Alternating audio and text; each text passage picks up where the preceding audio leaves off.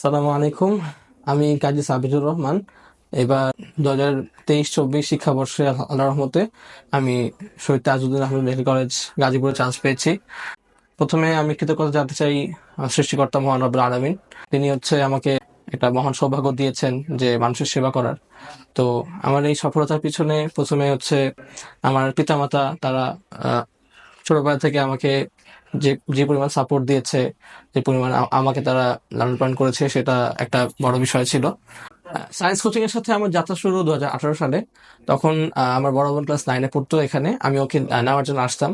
তো পরবর্তীতে ক্লাস 9-এ আমি এখানে ভর্তি হই এবং সায়েন্স কোচিং এর সাথে আমি যখন ভর্তি হই, আমি বুঝতে পারি যে আসলে এখানে সম্পূর্ণ রকম একটা ভিন্ন রকম একটা প্রতিষ্ঠান নিয়ে তারা তারা পড়াশোনা করানো হয়। এখানে এখানে শুধুমাত্র যে সিলেবাস শেষ করানো হচ্ছে তাই না, এখানে একজন মানুষ হিসেবে কিভাবে গড়ে তোলা যায়, একজন সৎ মানুষ, একজন পরিপূর্ণ মানুষ হিসেবে কি করে গড়ে তোলা যায়, সেই দিক দিক নির্দেশনাগুলো আমাদেরকে দেওয়া হয়। ক্লাস 9-এ আমি মনিপুর স্কুলে পড়াশোনার পাশাপাশি সায়েন্স কোচিং ভর্তি হই।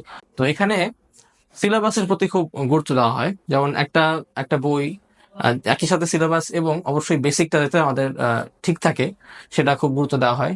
যেমন কিছু জিনিসপত্র আছে যেগুলো কিনা আমাদের বইতে থাকে না, বা হয়তো সেগুলো অ্যাড করা হয় নাই, বাট হতে পারে আমাদের পরবর্তী কাজে লাগতে পারে। সেই জিনিসগুলো আমাদের সাথে আমাদের অ্যাড করানো হয়, আমাদের পড়ানো হয়, বোঝানো হয়। একটা কনসেপ্ট দেখা গেছে যে বইতে হয়তো একটু জিনিসপত্র আছে, বাট ওটা বোঝানোর জন্য হয়তো অনেক কিছু বলা লাগবে। তো সেই জিনিসগুলো আমরা এখান থেকে পেয়েছি।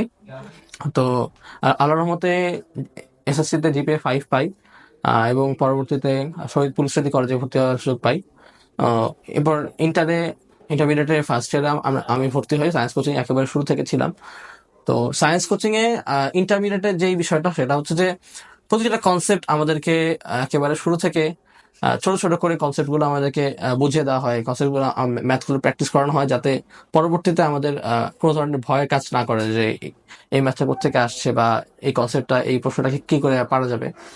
এবং অবশ্যই সায়েন্স কোচিং এর যারা আহ, প্রতিষ্ঠাতা পরিচালক যারা আছেন, আহ, রিপন স্যার এবং শিপন স্যার যারা ছিলেন, তারা শুরু থেকেই আমাদেরকে আহ, ঢাকা মেডিকেল বা মেডিকেল কলেজ, ঢাকা বিশ্ববিদ্যালয় এবং বুয়েট এবং ইঞ্জিনিয়ারিং কলেজ, যেসব প্রতিষ্ঠান আছে বাংলাদেশে উচ্চশিক্ষার জন্য, সেসবে ভর্তি হওয়ার জন্য আমাদেরকে অনুপ্রাণিত করেছেন। যেমন ভর্তিযুদ্ধ যে বিষয়টা, সেটা আসলে আমরা তাদের কাছ থেকেই জানতে পারি যে আসলে এটা কতটা জটিল এবং কঠিন হতে পারে। তো সেই কারণেই ইন্টারমিডিয়েটের শুরু থেকে আমার লক্ষ্য ছিল যে একেবারে শুরুর দিক থেকে যে আমাকে চান্স পেতে হবে। তো সেই কারণে আমি পড়াশোনায় মনোযোগ দেওয়ার একটা সুযোগ পাই। পরবর্তীতে দেখা গেছে যে সায়েন্স কোচিং এ আমাদের সিলেবাস গুলো শেষ করা হয়েছে। আহ, মনে হচ্ছে যেন প্রথম দিকে যে সিলেবাস গুলো তাড়াতাড়ি শেষ হচ্ছে না, বা কলেজের সাথে তার তাল মিলিয়ে শেষ হচ্ছে না, কিন্তু পরবর্তী দেখা গেছে যে আসলে না, সায়েন্স কোচিং আমাদের পুরো সিলেবাস যেভাবে শেষ করা দরকার, পুরো কনসেপ্ট সহকারে, বেসিক সহকারে যেভাবে শেষ করা দরকার, সেভাবে আমাদেরকে পড়ানো হয়েছে।